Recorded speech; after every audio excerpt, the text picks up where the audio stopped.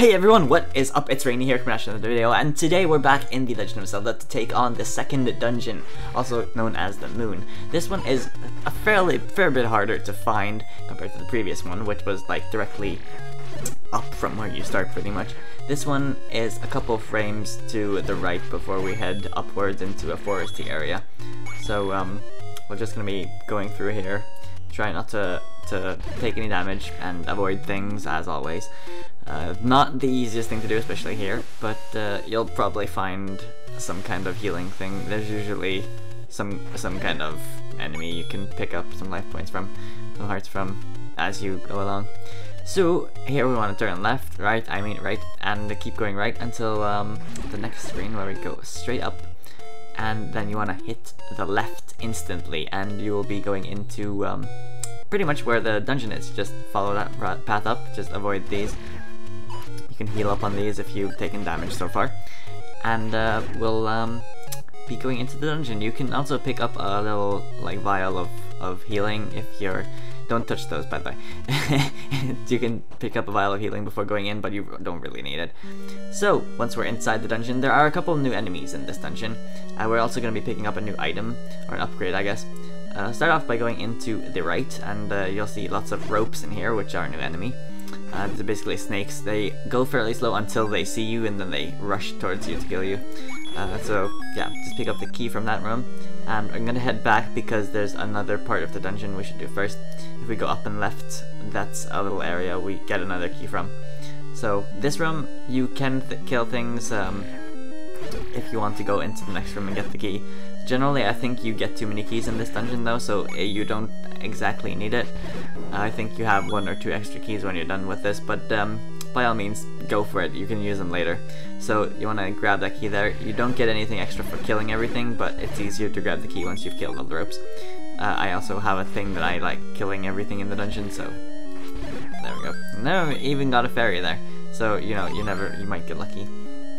But as we progress further, we want to go right here, because we've been in the south room already.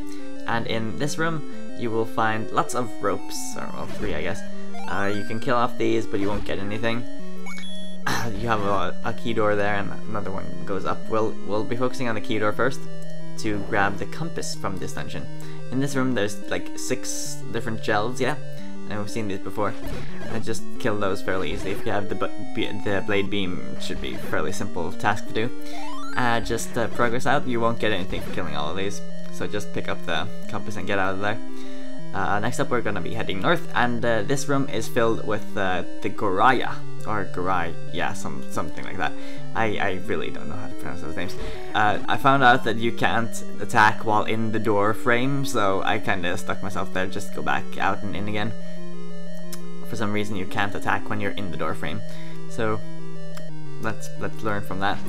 Just kill these off though, and you won't get anything, but you might get a nice little reward. I'm not sure what happened there, why they despawned, but oh well. Just head in this key door, and you'll find the map in here. You won't get anything for killing these off, but I mean, you can do it if you want to. You might get a rupee or something.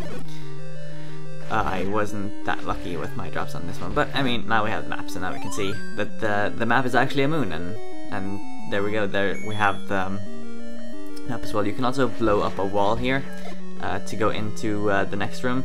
Watch out in this room though, because the statues which you thought might be friendly are not that friendly in this room, and this room is generally a pain in the butt. It's a pain in the butt basically to dodge everything in this room. Granted though, if you have the magic shield that we picked up, you can block the damage from the beams they send out, so that's a nice little thing to keep in mind. We haven't unlocked the door that goes to the south, but I think that one unlocks when you kill all of these. You want to kill all of these anyway, because you get a key from doing that. I don't believe you need to use the key later in this dungeon though, but now you have an extra key you can use later. So yeah, this goes back to the previous room we've been in already. No point going back there, so let's progress further. You can go into the next room here to the right to pick up an upgrade, but before we do that, we're going to be killing off these, which are called Moldorms. They're supposed to be worms, but they look more like fireballs of something. Get a key from killing those. So next up we head to the right. generally you can also blow through the entire, like all the walls here.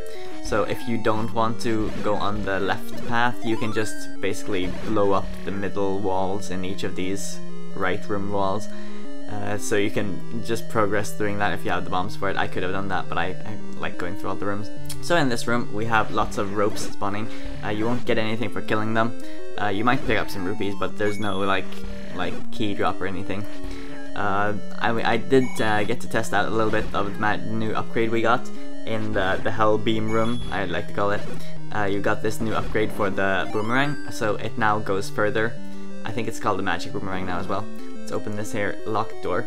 Nothing that special in here, but you can pick up a nice chunk of rupee if you kill off these. So that's always nice. Like, you can never have too many rupees. So there we go. Grab the rupee, and we can head north here into a room filled with, well, an old man who gives you a hint about the boss. You won't really need to use that. Like the Dodongos don't like smoke, but yeah, that's kind of obvious. Going into the next room, you'll have a couple Graya spread around. Just kill off those. They all have the magic boomerang, you'll notice. I'm not sure if that's like they've always had that or if they got that now, but you can use it against them. That's kind of funny. And kill off that one, and you'll get some bombs as well from doing this. Just in case you don't have max of 8. We don't have the bomb bag yet, so we can't have any more than 8. So this is arguably the easiest boss I've ever encountered in this game.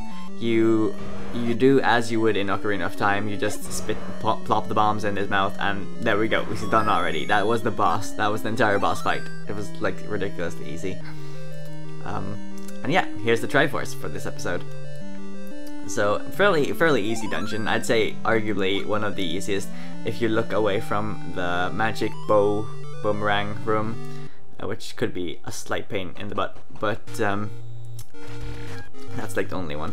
So I hope you enjoyed. Thanks for watching this episode of Legend of Zelda for the NES. We'll be back next time covering the third dungeon, which is called the Manji, which is a Japanese sign or something, I think. I need to look into that. I'm pretty sure it is though. So yeah, give the video a like if you enjoyed, and subscribe to keep up to date with all the videos. See you guys later.